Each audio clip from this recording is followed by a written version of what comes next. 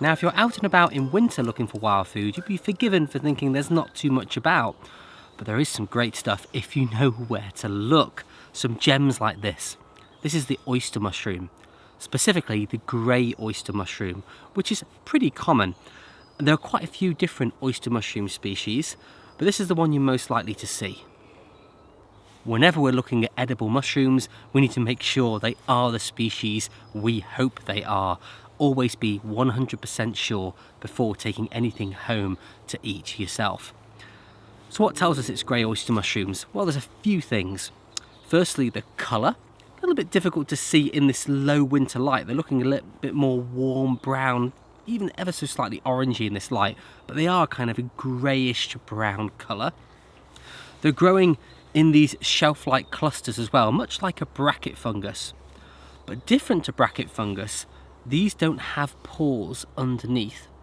They have gills. So if you think of a polypore mushroom which grows on a birch tree, these have gills.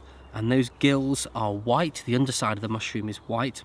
And those gills carry on all the way down into the stem of the mushroom, which just disappears into the side of the tree here. They don't stop at the edge of the cap with a smooth stem. They are what they call decurrent. The gills go right down into the stems. That's a real key identifying feature that we've got oyster mushroom here. It's worth noting as well that the gills are close together and they're quite deep as well. If you run your finger on them, you can actually get your finger right in there. So that's something else to look out for and get familiar with.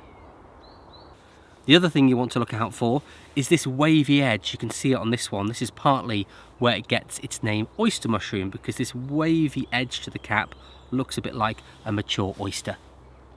The other thing that links them to oysters is that the mushroom cap themselves have a bit of a shell-like shape to them. It's also noticeable how there is a colour change from the edge of the cap, which is a darker grey, and then it kind of goes to a grey tan and then almost to white at the base of the mushroom there. So where are you going to find these guys growing? Well, on broadleaf trees, that's where you're going to find them. Specifically oak, beech and chestnut they particularly like, but this tree is a sycamore. So it seems they grow on a variety of broadleaf trees. And they grow on dead wood. And we've got a bit of dead wood in this sycamore here. The actual heart of it I can see is rotting away. And the interesting thing about oyster mushrooms is that they don't just feed on the dead wood of the tree, they also feed on tiny insects, specifically nematode worms, so they consume those as well, which is pretty cool for mushrooms because most of the ones like this will just feed on dead wood. There's a lovely patch of oysters in good condition, just out of reach, way up in the tree, but that's no bad thing. It means that, you know, us foragers will have to leave it well alone and it's there for the wildlife, and also ensures that some spore can drop for next year. One thing you might notice with the younger caps of the oyster mushroom is that the edge is enrolled like this, so it turns slightly underneath itself on the younger caps, so look out for that. Let's take a look at the flesh inside the mushroom. If I just break it open here, we can see that the flesh inside is very clean and white. It's showing a little bit warmer because of that low winter sun again, but it's a clean white flesh that you're seeing, so something else to look out for.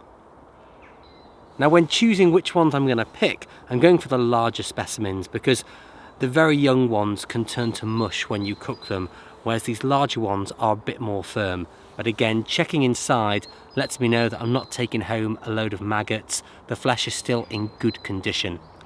If it starts looking slimy and deteriorated, then you know it's gone over. So when can you find oyster mushrooms for yourself? Well, it's mid-January now, so that's a good sign that they are good in winter. But you can in fact find these all year round, but the best season for them is autumn to winter. Let's talk for a moment about potential poisonous lookalikes to our grey oyster mushroom. There's not too much you're going to confuse it with because they are pretty distinctive looking and in their habit as well. Also the time of year is important. Remember, it's January, there's not a lot of other mushrooms around to confuse it with. However, if the oysters you're looking at are matching up with everything on this video, but the cap colour is white.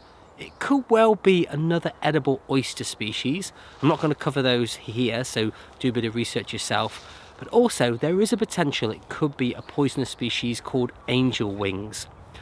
Now that does look a little bit different, but it is one you could confuse it with. So it's also one that mostly grows on conifers, and you will find up north, more up in Scotland. You're less likely to find it in southern Britain. So if you're starting to gather grey oyster mushroom, do get to know angel wings as well. Another potentially harmful species you want to look out for are the oysterlings, which, as their name suggests, are smaller than our oyster mushroom. The caps only get to about 8 centimeters across. So if you're looking at a big cluster of what you think are oyster mushrooms, but they're all small, there's no large ones, maybe let them grow on a bit to be sure. But also the gills on oysterlings are darker and the stem is thinner. So another one to get to know. Well, I'm really pleased with the haul I've got there. I picked just a few, and there's plenty left for wildlife and also to go to sport as well. So it's time to take these home and see what I can do with them. Good luck finding oyster mushroom for yourself, and happy foraging.